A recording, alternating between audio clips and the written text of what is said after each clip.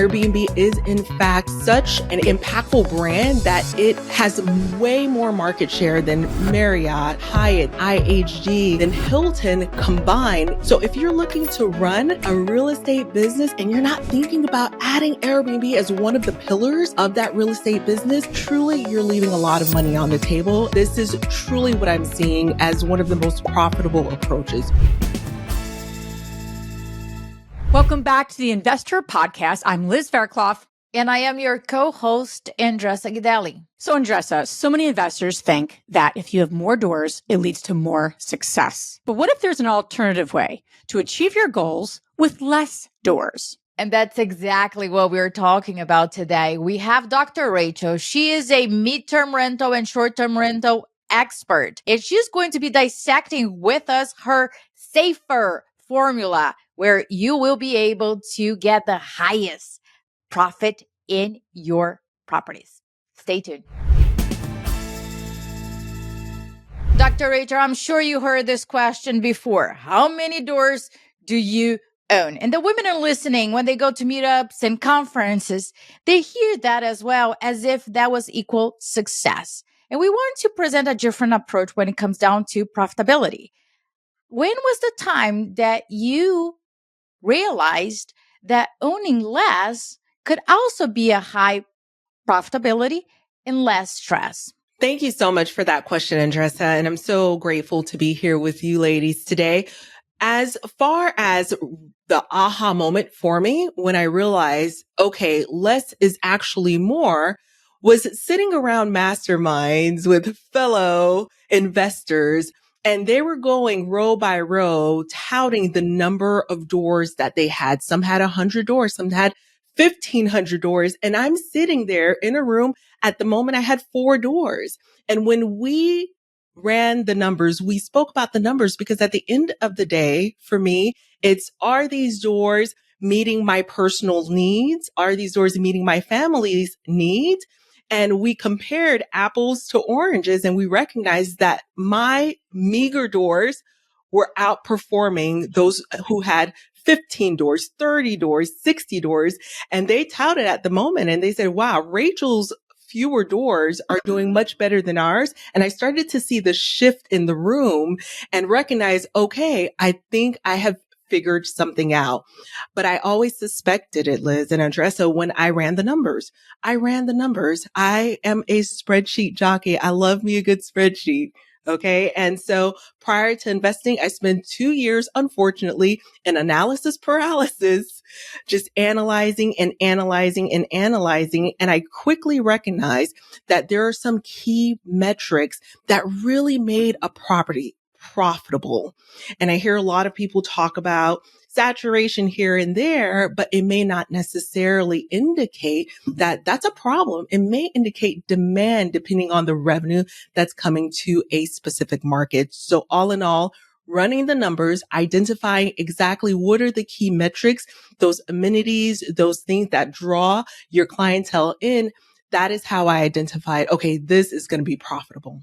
So let's dissect that for a second, right? Because the women that are listening is like, okay, what are the metrics that you used? Because I have in my head a couple of thoughts, but what are the metrics that you prioritize when you are analyzing a property? I love that question. And I want to take a step back and just kind of walk you through it real quick. Okay. So if I say the word soda, most people think Coca-Cola. If I say hamburger, most people think McDonald's. And if I say furnished housing or housing in general, most people will think AirBNB. And I know, hear me out. I know Airbnb is a very controversial platform. However, that is the first thing that comes to mind for consumers. And Airbnb is in fact such an impactful brand that it has way more market share than Marriott, than Hyatt, than IHG, than Hilton combined. Each of those have market share of 3 or 4%. Airbnb has 42% market share. And the people who are looking on Airbnb to find furnished housing are not just vacationers or travelers. There are families who are displaced from their home due to a hurricane or a water pipe that burst. There are families, they may be in your backyard or they may be in a state away where it's more profitable to invest. So if you're looking to run a real estate business and you're not thinking about adding Airbnb as one of the pillars of that real estate business, truly you're leaving a lot of money on the table. And I said what I said. I know I'm going to get some backlash for that possibly, but this is truly what I'm seeing as one of the most profitable approaches. So again, one of those approaches is thinking about how do I implement a strategy where I'm putting my property out there so that those who are looking on Airbnb can lean in and find my property as well. I love that. So let's take that step further. So they do that, right? What are those key metrics? Because you can go on AirDNA and these different tools, and it's a little overwhelming. What should I look at? What matters more? Those sort of approaches. So what are the key metrics that you look at? Does it depend on the market? Does it depend on the type of, property, strategy? I know you're into luxury. So how do you approach that? So the way that I approach that is my two-door strategy. So I love the two-door strategy. I have an acronym. I call it SAFER. Trademark that, by the way, Dr. Rachel. I love that. Should. You should. You guys should be saying that behind the scene. Now everybody's just like listening, just going there. So not gonna do before it. this goes live, Dr. Rachel, just do that. Otherwise, people there are listening like, oh, damn it, let me go there. Thank you. Thank you for the pointer. Yeah. So the two-door strategy is a safer approach. And it came about when, again, I was sitting in these rooms and I saw a lot of people investing their mothers and grandmothers' life savings and giving it to, say, a fund or a syndication where the money or the capital raiser may not have that much experience. And I feel as though we as women, I want to empower them. You can do this. You can do this with just one or two doors. You do not need to give your hard-earned $25,000, $50,000 and in the hopes that someone else is going to save you. No one's coming to save you, sis. You totally can do this. And so SAFER is the methodology behind the two-door strategy that I think is very important for busy professionals in order to get started with investing in real estate. And S stands for it's scalable. When you start smaller, you start building your systems around it. And we have a lot of amazing resources inside of InvestHER to build our systems, to build our resources with our one property, right? We get there and then we can add that second property. Autonomy. You know where your dollars are going. You have taken control of it. And I think this is so very important. F stands for flexibility. With a two-door, I love to implement a short-term and a midterm rental. So there's some flexibility around that. And we can define what those mean in a moment. And I truly believe in my heart, it's an ethical approach because with the midterm rentals, I'm helping a family who is encountering one of the most devastating times in their lives. They are displaced from their home. Their home may have caught on fire. They may have lost everything. They may have lost a loved one. And imagine you're pairing a business strategy where you're helping someone in their most desperate time of need. I just think there's no other win-win than that. And the returns are maximized. Once you run those numbers, those returns are definitely maximized. But as far as the actual structure, if we're going to go tactical and strategic, the structure is I do like properties that are a little bit larger, 4-bedroom plus, although my members have been wildly successful inside of InvestHER, inside of Strive with 2 bedrooms or 1 bedroom or even a condo. But 4 bedrooms plus is going to maximize your returns for sure. And we love properties that are near great schools for our midterm rental strategy, which is your 30-day stay, which is the strategy where we're helping displaced individuals and we're getting paid by the homeowner's insurance.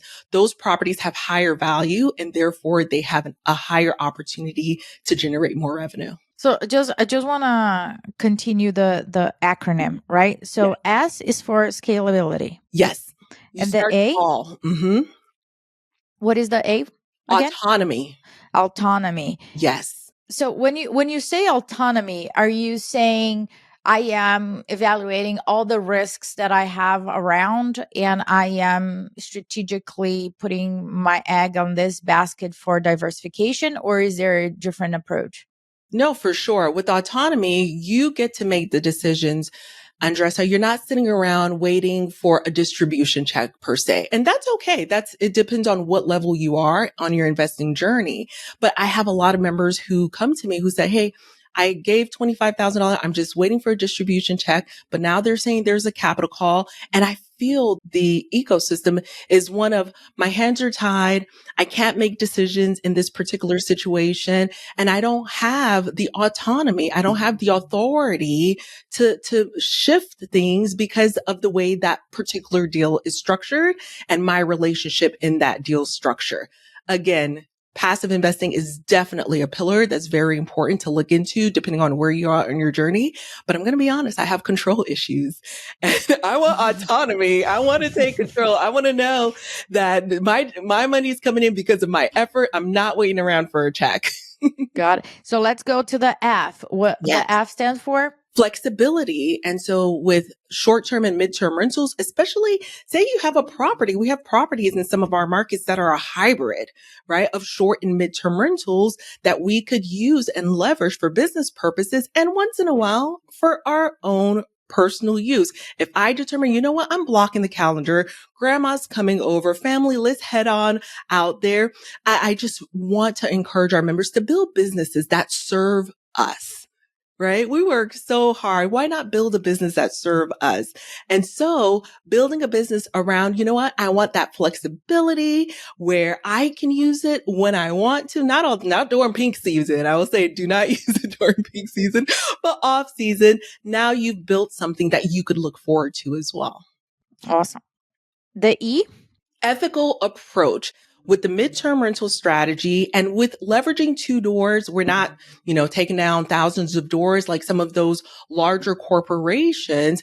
It just is such a strategy that has served our community well. I'm known in my community as someone who has housing just in case a house catches on fire.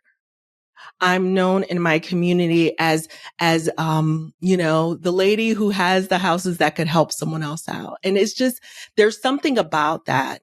I don't know. It's a win-win-win because with the midterm rental strategy, unfortunately, due to contractors not showing up or, supply chain, these individuals are living in our homes for month after month after month, sometimes 11 months, 13 months. And imagine a community rallying around them, understanding their story because I introduced the families to our neighbors, understanding their stories, bringing baked goods. By the time we're done, the new guest is best friends with the neighbors on the left and the neighbors on the right. It's like, Rachel, we don't need you. And so you see a community coming together. And I think that's a great way to build community. And the last one, the R. What does that stand for? The R stands for returns maximized. So with the short-term rentals, you of course have the higher profitability if you are running the numbers and you're looking in the right markets. And the midterm rentals working with corporations like companies, like insurance companies, Progressive, Allstate, State Farm, you can maximize your return as well. However, you're encountering longer stays. So the returns are maximized. I don't know any other strategy with single family homes, real estate investing that could maximize your returns like this 2-door strategy. So let's take another step further, right? You got the midterm with the short term. That's, as we call, those are strategies, right? Those are exit strategies. How does then the person, the woman listening right now say, okay, great, love that. What's my next step in choosing the right market for those strategies? Or, what's a hack to ensure the market you're choosing is going to align with these 2 strategies? Since you're starting with the strategies, you know what I'm saying, versus the market. So how do you go backwards to ensure your market is aligned with what you're trying to do? What's great about these 2 strategies is that first and foremost, as long as you are in a market that is not extremely rural, meaning there's not enough density and not enough properties to serve, you're in a good position first and foremost. So avoid extreme rural markets, number one. And number two, avoid extreme seasonal markets. Like for instance, in Cape May, that market is open maybe 12 months out of the year. Those homes are all secondary homes. Therefore, they all have primary homes. So if the secondary home catches on fire, they can go to their primary homes. So we're thinking about markets where there is density. There are multiple owner occupied properties, because we love to work with owner occupied avatar because they have that insurance policy in place, most likely, more than likely. But outside of that, where have you seen there are no natural disasters? Where have you seen that there are no accidental disasters? So there are two types of disasters from the midterm rental side of things. There's natural disasters and there is accidental disasters. 80% of my personal clientele in the Georgia suburbs, where most of our clients live, are due to accidental disasters, water pipes that burst. Kid caught the house on fire. However, the other 20% is a tornado. Those are your natural disasters. Every day, just turn on the news. There's a disaster happening, and those families need temporary housing. And because of a protection inside of their homeowner's insurance, the insurance is willing to pay for them to stay in a home for an extended period of time while their home is being renovated and rebuilt. So I hate answering this question like this, but it's everywhere. It's everywhere. I like that. Not that we want people to have to get through accidental, situations, but if 80% of my customers are coming from accidental, how do I control that? Because in my head, I'm like, I want to mitigate risk, right? I can't necessarily account for an accident as an investor. So how do you mitigate that risk? The way I mitigate that is I focus on markets that can leverage both short and midterm rentals. So you're shifting strategy to mitigate the risk. For sure. For sure. And so for those who are in our suburban markets that are coming to our homes on a short-term basis, say they're visiting family, they're coming for a wedding, or say they're coming to work at the local plant. We had a huge infrastructure bill that was just passed not too long ago. And so in between those guests, we're leveraging, serving a secondary midterm rental avatar. So your primary midterm rental avatar is that insurance clientele. Your secondary midterm rental avatar, depending on the market, say you're in a capital city or near a capital city, it can be political campaign staff. Say you're near university, it could be higher education. So there are over 56 midterm rental avatars, Liz, Wow. meaning there are people coming to your city for a variety of reasons. Not just traveling nurses. Oh, no. No. My sister's a travel nurse, so no dig on travel nurses. Travel nurses, they are on a tighter budget. So I'm looking to work with a little bit more of an affluent corporation that has the resources to put into these 4-bedroom, 5-bedroom homes, because travel nurses, they need a 1-bedroom or studio more than likely. So my question is, I have worked before with corporations and I have worked before with insurance companies. They're the best. Oh, Well, they found me. yes. I want to be more in control of like finding them, or I feel there is maybe I don't know this, right? So there's a lack of resource for them. Say, okay, this is where the corporation go. This is where the insurance come. I don't know where we are they all hanging out looking for it, or they are just hunting on Airbnb. We need to facilitate this communication here because it's a win-win for everybody. But let's break it down. For insurance company, it happened to me twice, and it was really, really a good long-term relationship because my point of contact used my property twice for different clients, and it's really like I step back, like go for it, right? They're paying a higher price. The family is in a location where they have everything. They're not too far from where their own house, and construction for repairs take much longer for sure, right? So that's that. But Dr. Rachel, what have you done to be more proactive versus just waiting for them to come to you? Is there any hack? Yeah, that's a really, really great question. And I love that question. So let me walk you through how I would position myself to ensure that I'm more visible.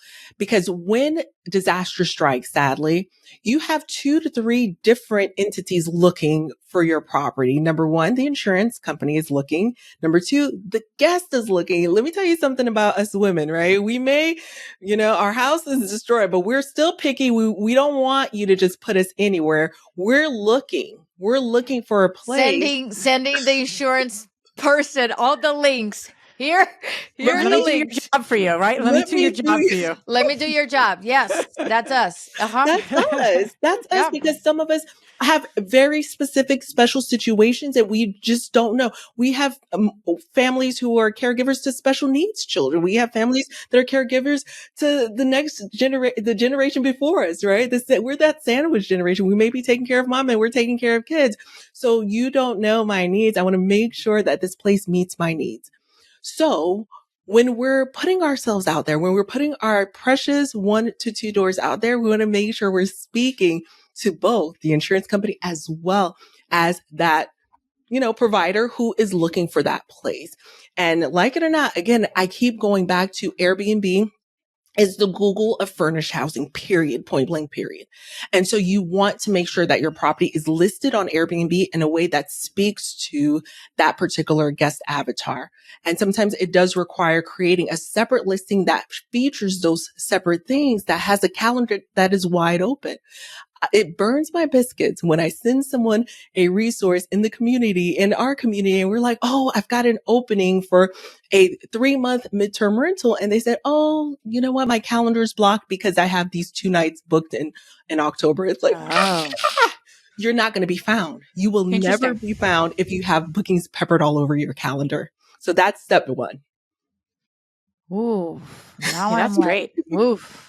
And how would you manage the 2 different calendars for the same house, though? Because you want to make sure that you're not canceling and losing the host. Yeah. How do you toggle between one and another?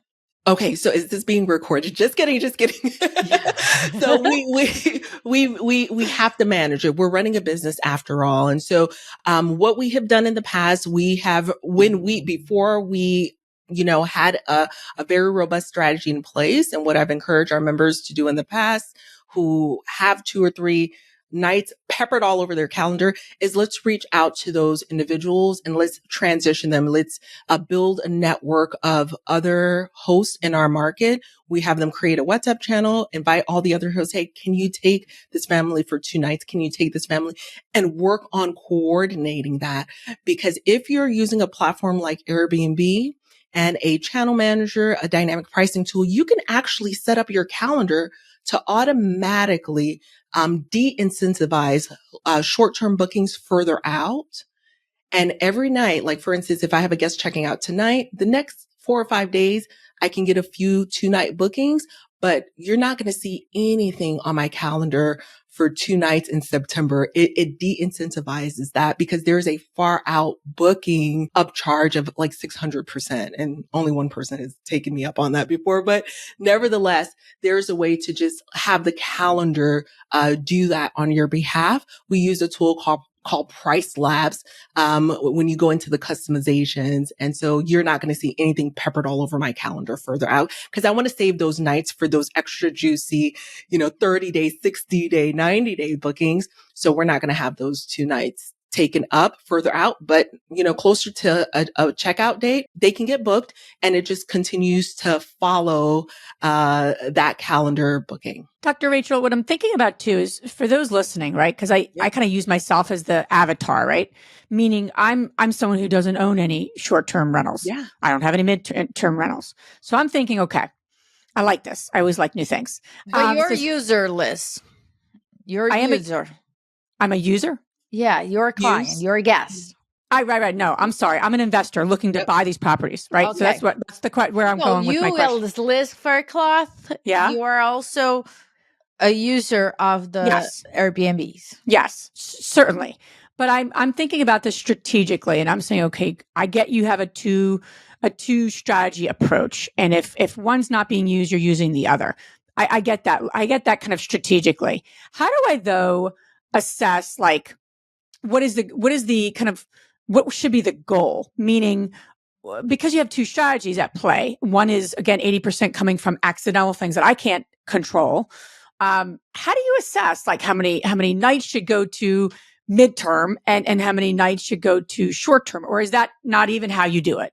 I'm curious to get into your thinking because strategically people are hearing this going, love it, but what should be my goal? Because that's how that would be my next question. I love that question. So in those markets that are destination markets, I focus primarily on short-term rentals. For instance, So that's the primary. Yep. The beach markets, right? Unless, we're in slow season, then we can do snowbirds. So the primary in my destination markets are the short-term rentals.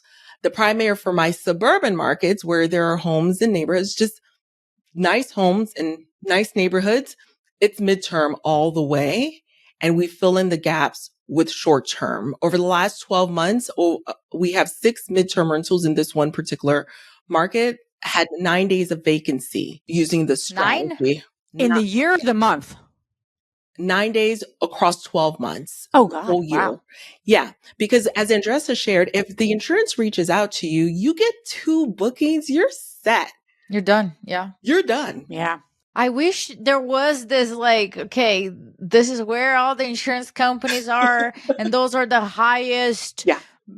Because and I think that, which brings me to the point of like reaching out to those insurance companies and sharing what your business does and building a relationship with them, because they have a problem in their hands and they need to solve it. Do you have a different approach with corporations, or how do you attract them? Or you also use the same approach in terms of I'm speaking to those corporations and that the language in my listing, it's for them. Is there anything else that you do different with corporations? Yeah. So I do want to drop a couple more hints with the listing. So number one, lowest hanging fruit is Airbnb. I would say more than 50% of our bookings come from Airbnb. However, what about the other 50% or so? Okay. So depending on the size of the property, say it's a larger property, we use a platform called corporatehousingbuyowner.com. It is a paid platform that you could use. If it's a property that's 2 bedrooms or smaller, we use Furnish Finder. The insurance companies are looking there as well. Furnish Finder is another paid platform. From there, another platform that brings in the insurance companies, there's one called ALE Solutions. So ALE Solutions is the number 1 temporary housing agency in all of North America. And all you can do is go to alesolutions.com.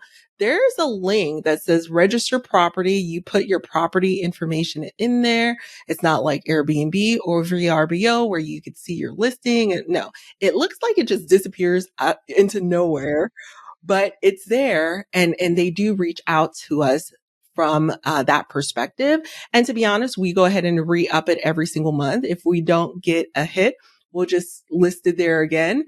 And once you get ahead, whether you can serve that agent or not, I always tell my community, say yes, and reach out.